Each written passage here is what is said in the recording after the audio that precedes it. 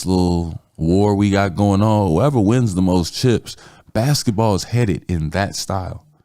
Welcome back to the Big Three Reviews. My name is Weekly Shonen, and we've got 3 whole chapters to cover, so let's get right into it. We'll start One Piece 1036 first of all, and Zoro v King is finally over. I know a lot of Twitter was in shambles that this wasn't, 10 chapters long, didn't have Hunter x Hunter level explanations, and that Zoro didn't go through 2 different downfalls before yada yada. But, I think when we go back and reread Wano, these few chapters that we got for these fights were perfect. Like, they were just enough, they were well paced, and in retrospect, people will appreciate Wano a lot more because the week to week can kind of blind you from what's happening right in front of you. And Oda does a lot with very little, as he'll, show in this chapter alone.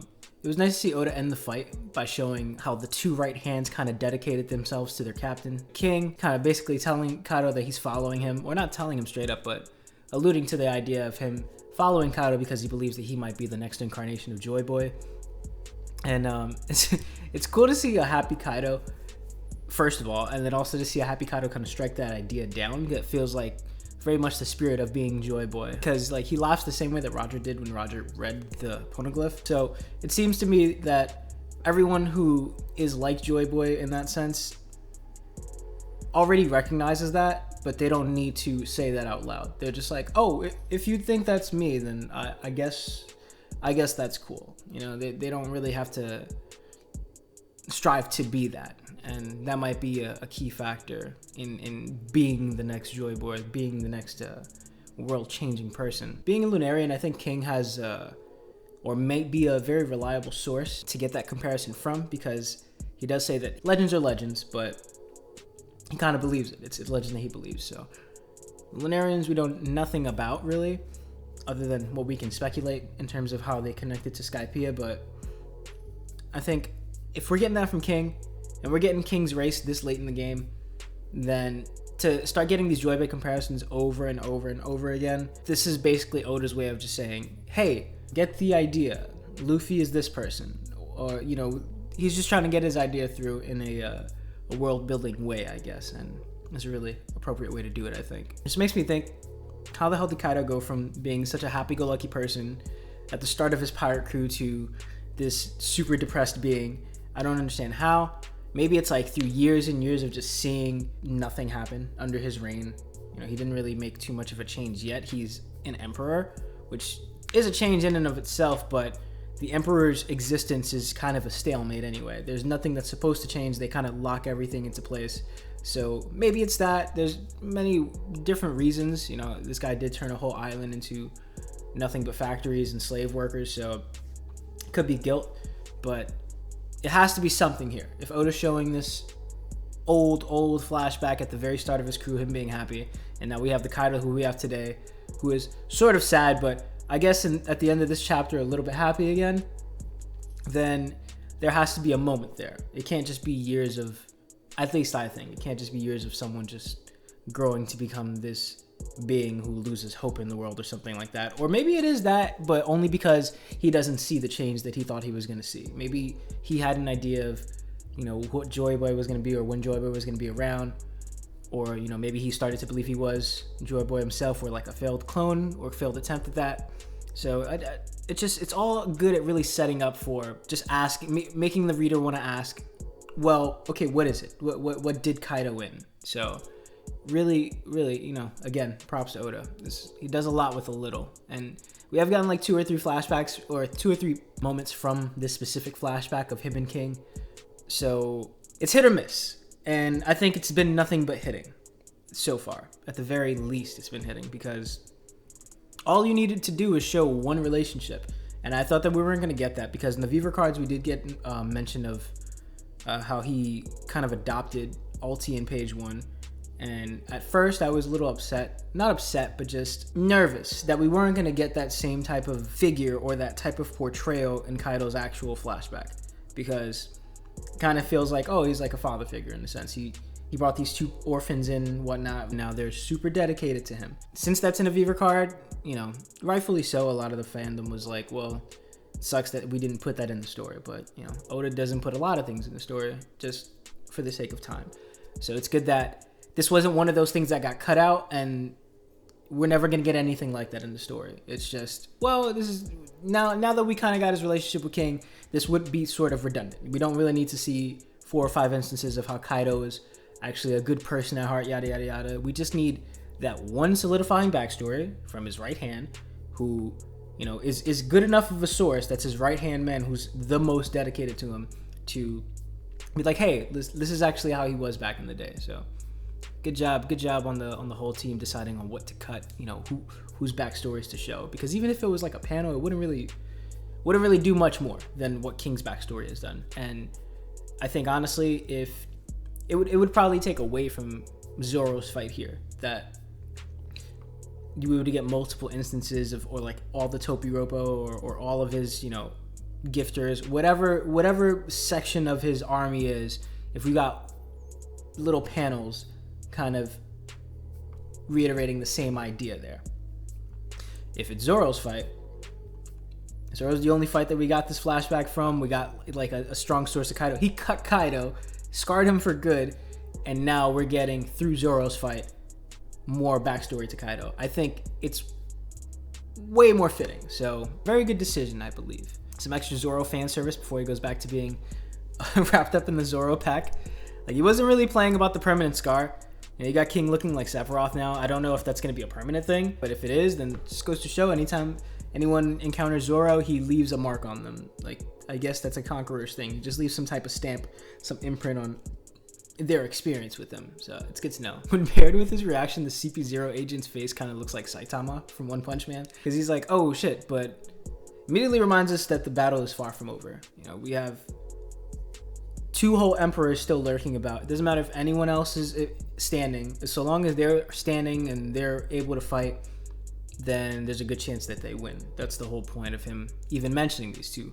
So good shit to put some respect on Big Mom's name. People like to doubt her, but clearly she's still around. She's been treated like hell, or not treated like hell, but you know, she's been the butt of a couple of jokes, but also the reason why a couple of Straw Hats now are much more respected. I think that was more of a Oda letting us know that these people are worthy. This is a Pirate King crew, more so than, hey, look at Big Mom, she's actually not as strong as we think. So good on him to remind us of that. Big Mom's such a monster though. Like, she turned those beams that Kid was using against her into homies, which is kind of cool, because it kind of shows you that every emperor's got the ability to turn someone into their partner. Mihawk said that about Luffy specifically at Marineford, but we get that with every single emperor. We got that with Kaido, and we got that with Big Mom. She creates her army, whatever. It doesn't matter how people do it, so long as they do it. You know, she creates her own pirate crew, quite literally, by children or by homies. Kaido submits them now.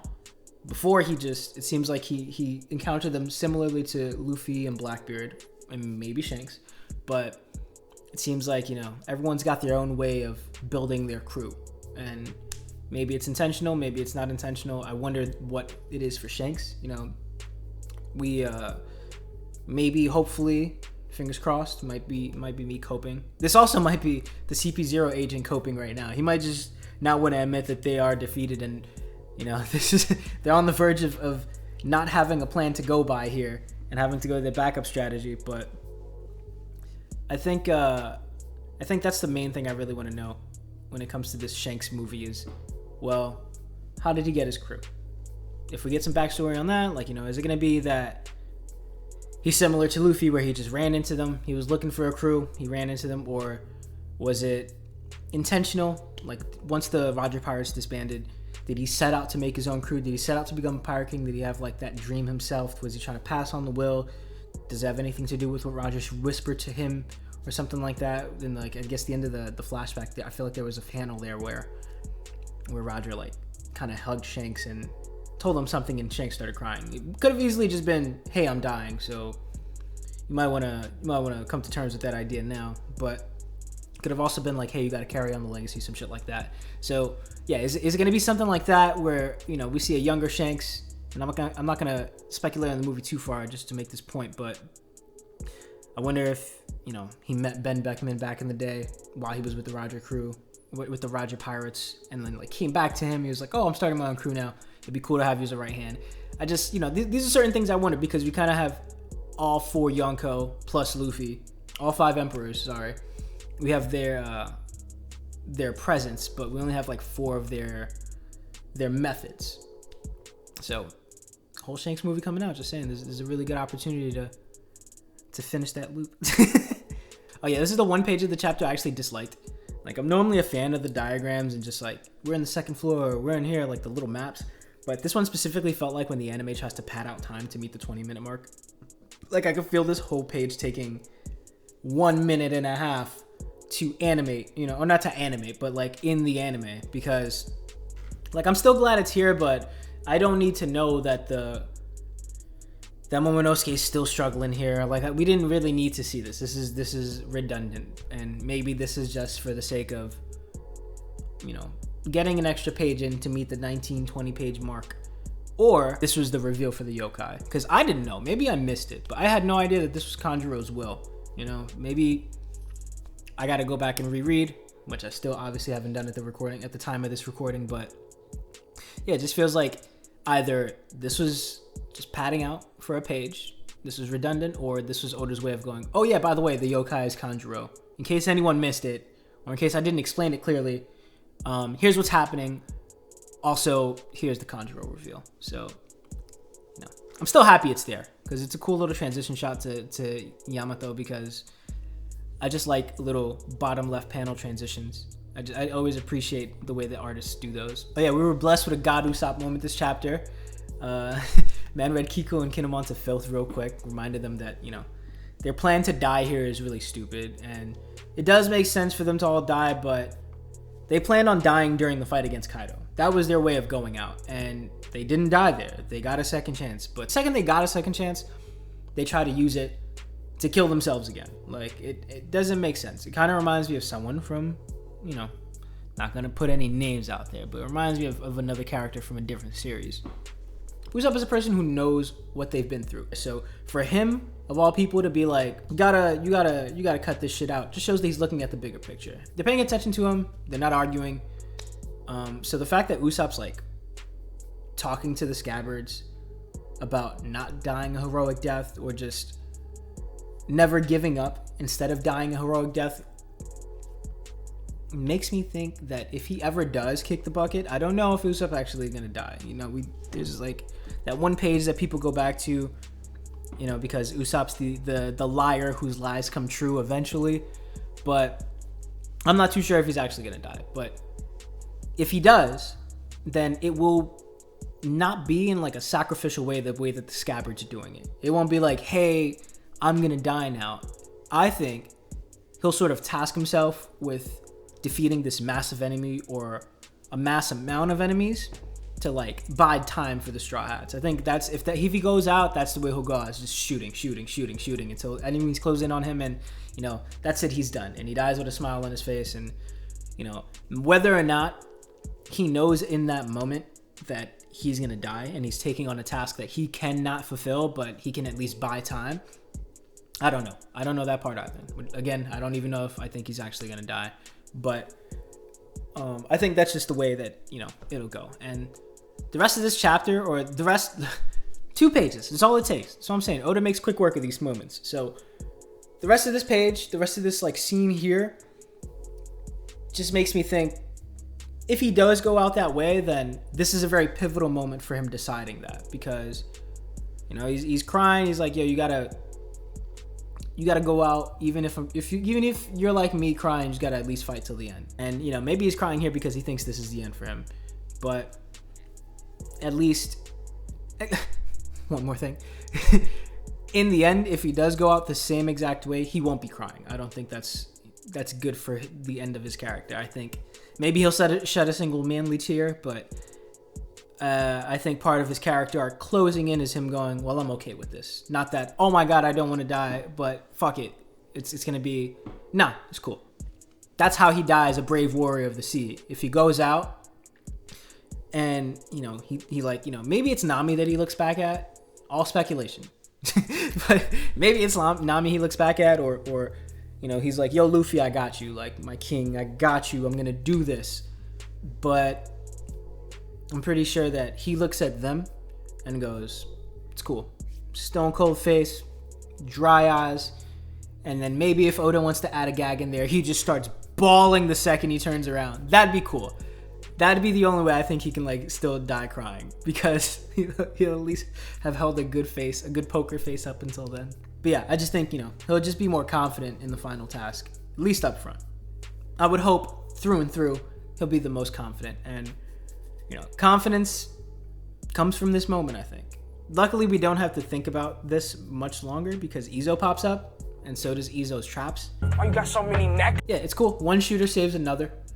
Izo pops in and he's like, he's got a cool little pose here. I guess he kind of looks like the sun god Nika, just not silhouetted. But it's a cool little pose he's got here. Pretty fine that he pulls up to the scene and not only reassured Usopp that his thinking is right, but he reminds Kiku that there will be a later. That's the energy that they need right now. Even if Kiko and Kinemon end up like bleeding out here, which they, you know, one of them should. Kinemon should probably die. I think he needs to see Momonosuke one more time, but at the end he should probably die. But even if they end up bleeding out here, you know, this is the energy that Usopp is trying to convey. This is what he's trying to like bring to the moment. Like, you can't give up. You can't give up. So to get appraisal here makes for a great moment, because going forward, he's going to take this with him, I believe. Oda makes like a slight point here, and I think this is like minor detail that could be spin foil or straw foil, whatever people call it in the One Piece community. I know in Destiny community we call it spin foil theories, but whatever you want to call it, I think these are small details that these are those panels that people look back on and go, oh, it was here. Like, look at this tiny piece of information that Oda left us. The same way that people look at the one time Usopp mentioned dying heroically, this is going to be one of those moments that people look back on, because you have a beast pirate pointing out the fact that Izo's a division commander. And yeah, they do that all the time. You know, the fodder just go, yo, look, you know, they point out the thing. But I think the fodder are meant to look at, or meant to point out the obvious things, or things that aren't so obvious to us, but that should be obvious in the moment. Details that we should remember. And so to have one of them point out that Izo's a first division commander here, and then have him recognize Usopp, and then have Usopp go, oh shit, you know me? Like, cool, I don't know who you are. And then, oh, he's a division commander. Oh, okay. And then he calls him God Usopp, and then Usopp reacts. I don't think that's just for the sake of, you know, comedy. It works, because it reminds me of, like, you know, Sanji when Robin's like, thank you for helping me, and like on his way out he slides, like he almost busts his ass. But I think that's meant to like close that moment out. This is what I'm saying, man. Like, this is 2 pages in a panel, and Usopp gets all the character development we needed from him throughout the entire arc. I don't care what anyone else says. He didn't need a fight. He's good. He did what he needed to do. He helped out in a way. The same way that Brook helped out, he just helped out. Frankie's helping out. He just helped out. Like, it's all we really need from them is to play their part. The same way that Zoro talks about this shit in Alabasta. We don't need them to come save someone who needs help. We don't need them to, you know, make up for someone's slack. We just need them to show that they are capable of doing their part to help, you know, win the battle overall. But yeah, I think this moment right here between him and Izo makes Usopp sort of confident in himself.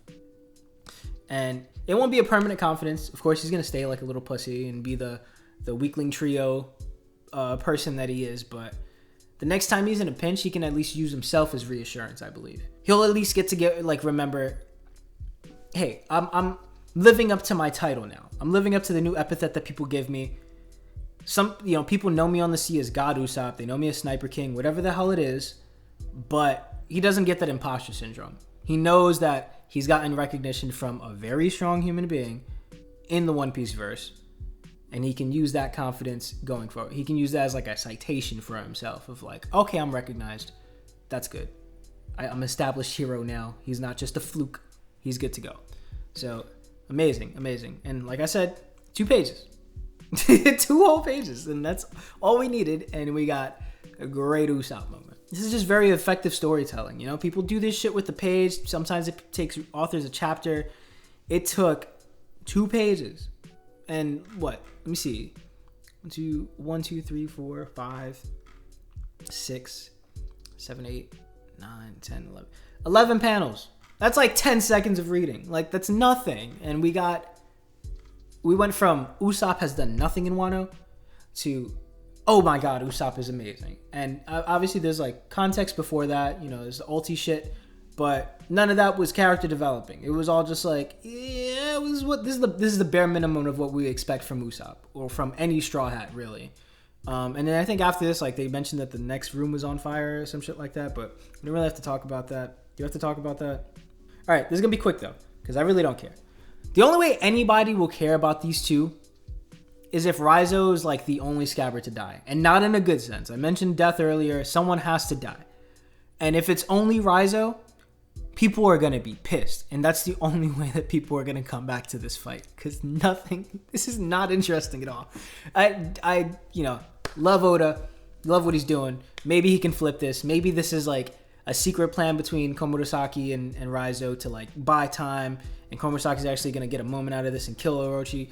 Other than that, I see nothing. There's no interest here. All this fight is doing for me right now, all this panel, these 2 panels is doing for me right now, is making the Shadow Possession Jutsu really, really lame. Because they're just like holding each other in place. And it's so fucking stupid. I don't care. The only way that this like does anything, and it says it's not even going to redeem the fight as a whole. It's just going to be, okay, at least it's sort of interesting now. It's not going to, I don't care about it still, but at least like we got an interesting moment out of it. As if the way that Raizo holds out longer than Fukurokuju. I don't know his name. See, this is what I'm saying. I have no care for any people in this fight. But the only way that he holds out longer is if he remembers the heat that Odin, suffered, the boiling pot heat. And he's like, I can withstand this. This is nothing to me. Or it is something to me. It is killing me. It will kill me. But I'm still going to make sure I hold out longer than you because I remember the way that my boy Odin went out. That's the only way that you can save this fight. Because clearly this is the end of their fight. I don't care what shit they pull at the end. I don't care what's happening here. That's it. Am I good? Did I get all my notes there? There's like 3 lines of notes there. Moving on. Yeah, I'm guessing it'll also be like tied to whatever Hiyori's doing here to hold Orochi up. Maybe she's holding him up so that he doesn't go into the room and see what's happening on the 3rd floor, wherever the hell that is at. But other than that, hopefully, again, this is her stalling. Once she gets like a signal from Raizo, if she's even working with him, it's very possible that she has no idea what's going on. And she also maybe plans on dying here, just holding him here as long as she can until the flames completely surround them, and then he can't die. Like, he can't, what's his name? Orochichi can't like escape. Or she catches him so off guard, catches him with like a lullaby. Once he closes his eyes, once he's fully relaxed and he's unaware, takes out Amino Habikiri and kills him with it. That's it. Other than that, don't care. The real question I care about right now is who's going to save X Drake or DS Drake from CP0, because they're looking crazy. Hopefully they don't get fucking Shinsen Gumi'd, because you know how that played out. So yeah, they're gonna need some time to shine. But I guess this here is a good moment for them, just to show a little bit of how powerful they are. Drake here, there's a 2v1 for him. So I didn't expect him to hold any ground.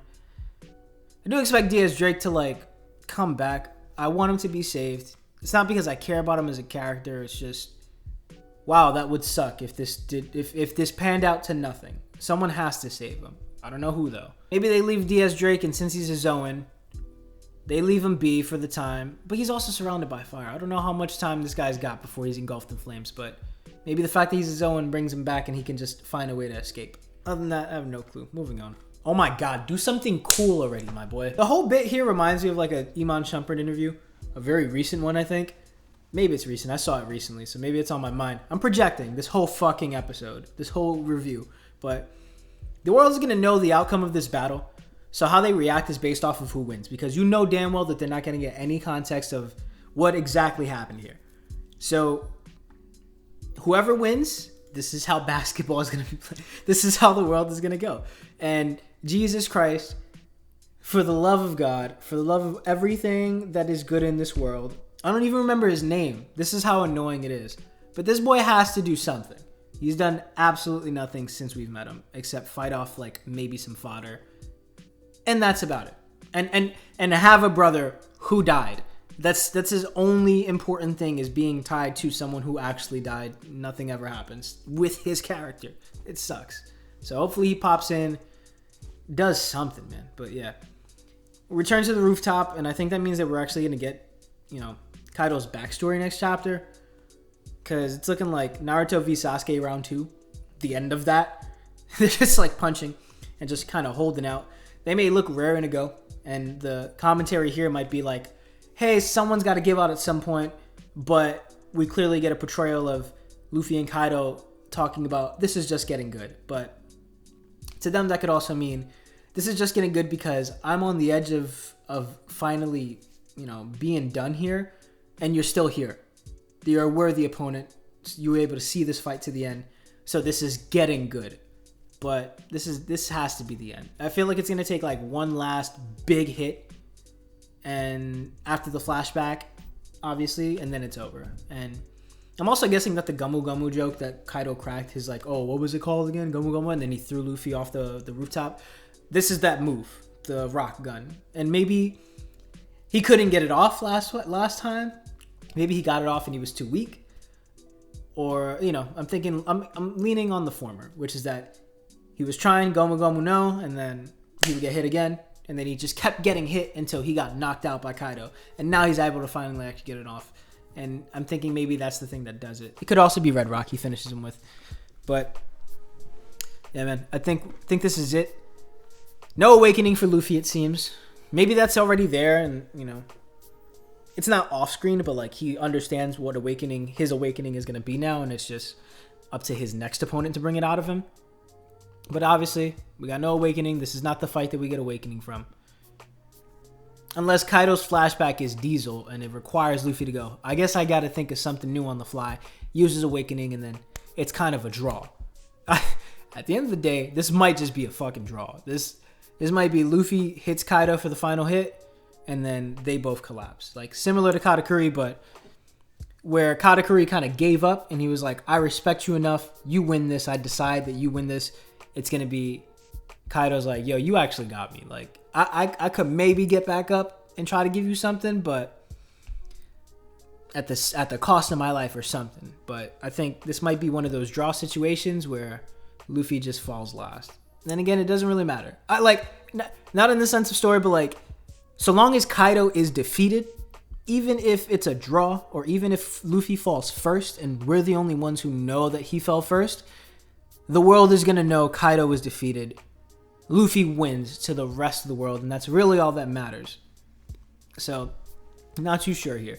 And then that could be reason for like Kaido to be like, oh, you son of a bitch, you let people think that you beat me in a fight when you know damn well that shit was a draw. Fuck that. And then that's how he goes back at Luffy. The same way like Big Mom's like chasing after him after her arc. That'd be a funny way to do it. But then again, how the hell are you going to fit Kaido into anything else? I guess it's easy to fit Kaido in Giant Land, right? He's got the ancient giants, and then we can bring him now and Big Mom to Elbaf, and then have them witness something that makes him go, Luffy, you are our new creator. Like, that's a proper way to do it, but you never fucking know. It's going to be a really long review. I haven't even gotten to the second one. It's 36 minutes in. Whatever. Yeah. I just think it's great that Luffy's punch is as hard as a rock now. It's just him proving over time that even though he's a rubber man, he's not soft. And that might be implications for the end of the series. So, shout out to Luffy, shout out to Kaido. They're still raring to go. They're clearly fucking beat right now. Barely standing, so it's just a matter of time. I don't know how the flashback's going to get into it. I doubt Kaido's going to be like, so before we finish this, you want me to tell you about myself? Like, no, it's not going to happen that way. So, looking forward to the next week. It doesn't seem like we get a break, so always good for that. So, 37 minutes of recording. We're going to move on to Jujutsu Kaisen 170. Also kind of short this week. Luckily, the rest of the chapters are really short. Not much to analyze, just an opportunity to appreciate Gage's art because I love seeing Max, these like thick black lines and the symbols and like just little etches. really pair well together, especially when you put the title, when you put the Jujutsu Kaisen logo on it. I love looking at the rabbit escape, except for when it's impaled. Like, I hate seeing them die, but you know, that's what there are thousands of them for, right? They're meant to serve as a buffer. That's how he uses them. I'm away for that. But yeah, look at this clever paneling, man. Like, I just love small shit like this. I didn't know I could appreciate simple lines so much, like the L line, but you know, you got Register over here throwing his knives, immediately being tossed away. It's just, you gotta love Gage. This isn't anything new. Like, his paneling, his style has just been amazing from the start of the series, but you just get to see it from time to time, and I appreciate that whenever we get to. Mostly the best panels have probably come from Gojo fights because his powers just work and literally warp panels in a weird way, but no, I'll take what I can get. Gotta give props to Megumi for like quickly figuring out the technique. Register 2, because this may have been a flex, but the fact that you can use a technique with receipts to go, I'm gonna put myself in such a state of relaxation as if I was just at a spa, fire. And if getting a Vespa was as easy as he made it seem like this, he just pops out a fucking ticket, a receipt for buying a Vespa, and boom, Vespa. I'd already have one, and I'd already have been souping my shit up by now, putting blinkers on the hand, what's it called, the handlebars. I'd already have a fucking Vespa. But yeah, I guess it just confirms that, you know, he's not an ancient sorcerer, because unless there's an ancient receipt system that we should know about, I'm guessing, you know, there's still ledgers and shit. Maybe he's an old sorcerer who just stole not banks, but like any merchants like books, then he can technically use it. But I'm gonna take this as a sign that he's a somewhat new sorcerer who just knows of Kenjaku because he's a sorcerer. The same way that every single sorcerer is supposed to know about Gojo, he probably knows of Kenjaku. It's cool. Megumi ran away, and Reggie kind of like figures out immediately that he's being lured. But you know, sometimes you can't help but just charge in. I do not fault Reggie for that, and that's exactly what he does with the trucks. Another cool panel. Just love seeing details from Gage. You can tell Reggie's having a lot of fun here with the fight. I guess that's what that relaxation does for you, right? You know, it can put you in such a flow state. But quickly realizes he's fucked here because my boy Megumi met his win condition. You put him into a small enough space that he can turn that shit into a domain, and it seems like his domain is getting bigger. I don't know if this is about the same size as the first time he activated his domain, but it doesn't seem like he was just being defensive because he was on the ropes. It was just, well, what do I need to do to win? Shout out to Megumi, taking care of business. Glad we gave him some shine. I'm wearing my Megumi shirt today, one that I got from the Uniqlo collection, so shout out to my guy. Second favorite character in the series. Maybe third. It depends. Gojo and Sukuna tie for first, Megumi's next, and then maybe Yuji. Onward, though, to My Hero 339, which is basically just a Hatsume appreciation chapter, a Hatsume flex through and through. A series of funny gags and faces. Like, this is chock full of funny ass faces. Just not only showing, you know, how funny this manga can be in the middle or like at the beginning of what is supposed to be the last war or like the most serious thing. We get a really good lighthearted chapter. After like a wholesome chapter, we get a nice lighthearted funny chapter. And, you know, it just shows how diverse, how versatile this manga could be, while also showing the importance of a support class. Because through Ida and Deku, we get a behind the scenes tour of what the support class or what UA's working class is like.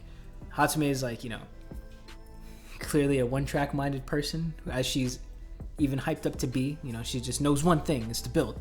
But she knows a lot more than she lets on. And we got to see that this chapter, especially with how she basically toyed with them. Of how, oh, no spec sheet, no prop, like no spec sheet, no gift, you know, sucks to be you. And then immediately whips up something within seconds. Like, it just shows that this shit is child's play for her at this point. After what she's been, you know, asked to do for the UA barrier, to ask her to make two simple tools, of course, is nothing to her. You can take a side character who we don't get to see a lot of and just make them lovable instantly. You know, this is a moment that all the readers will remember. You know, we don't get much of Hatsume throughout the series, but the few moments that you get with a lot of these characters, because there's so many characters to talk about, are always like very pivotal. Except for Tape Man. Fuck that guy. Yeah.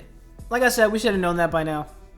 I think this is Horikoshi kind of doing this to us. That's why that's what I see with these faces, with Deku and Ida's faces when they're like still there.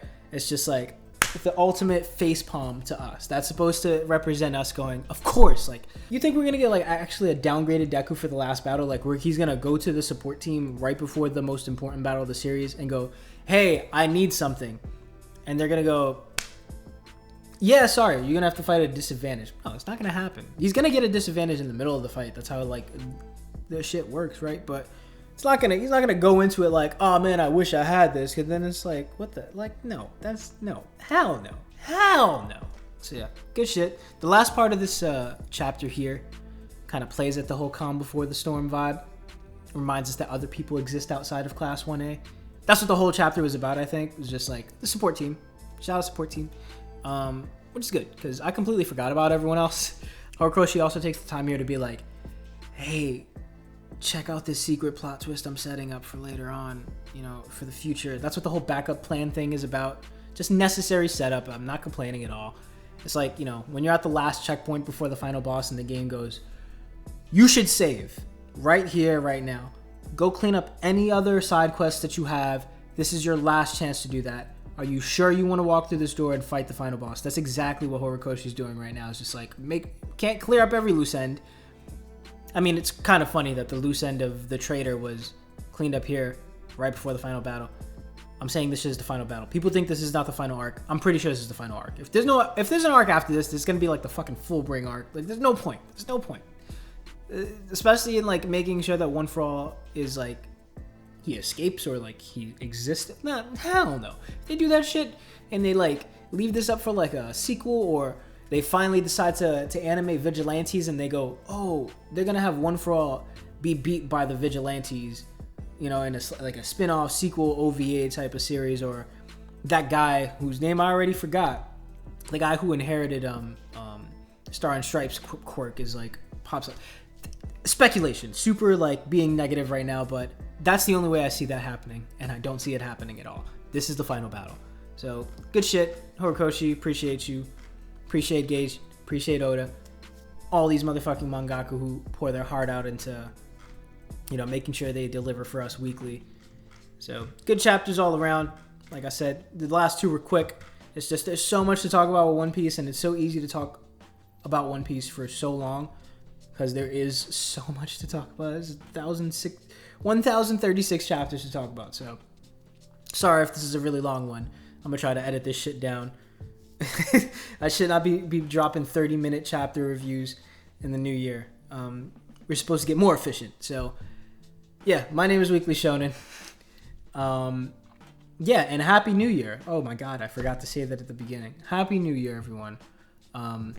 Looking forward to putting out more content this year. I'm kind of getting the groove of things. I finally got my video editing software working the way that I need it to work to push out content properly. So the goal is to go to 2 videos a week, you know. Well, sorry, to an additional 1 video a week. So we got 1 seasonal anime that I would like to cover, which right now is Platinum In. And then if I forget when Spy X Family comes out. That's April. Okay, so I'm good. If I'm still at 1 seasonal anime reviewing a week, 1 seasonal anime a season, like to pick up 1 anime to review weekly, then, you know, definitely doing platinum. I'm doing Platinum In for next year. Or sorry, yeah, for next week. No, next season. Sorry, the winter season, because I guess it picks back up. Unless there's no break and I'm just oblivious to the fact that I have to work on Thursday. If that ends, shit, dude, I guess I'm already pushing the 2, because Attack on Titan's coming out, and there's, you know damn well I am reviewing that shit weekly. So Attack on Titan, Platinum In, whenever Spy X Family comes out, I'll do that shit. Maybe I'm up to 2 anime a week, but also the main reason why I mentioned all of this and went on a huge tangent anyway is that I also want to start putting out theories and, like, you know, other videos, just talking about other shit that I like, because, hey, I got the super PC for a reason. So let's put out some more content. That's the goal going forward. Again, oh yeah, this is like my Christmas, again, When I get the shelf, I'll properly display everything. But some of the Christmas spirits, the gifts that we got here. I got Big Mom now. I gotta go get Kaido. Oh no! Forget.